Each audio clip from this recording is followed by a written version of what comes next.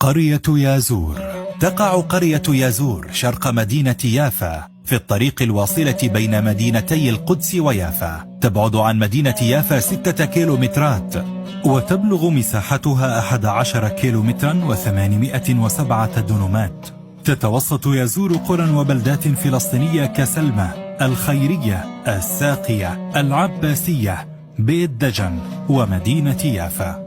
بيت الزور هو الاسم الذي أطلقه الكنعانيون على هذه القرية منذ أن قاموا بتأسيسها، وهي القرية التي وردت في النقوش المصرية والآشورية باسم آزورو. أما في اللغة العربية فتعني بيت الزيارة، وهو اسم مأخوذ من الزيارات المستمرة لما تضمه القرية من مقامات وأضرحة، وتعرف اليوم عند الفلسطينيين باسم يازور.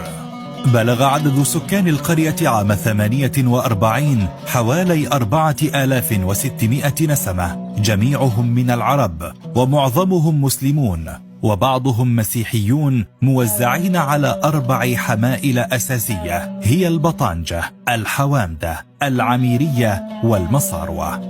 وقد بلغ عدد منازل القرية 838 منزلا حتى نهاية القرن ال19 وبدايات القرن ال20. كان النظام التعليمي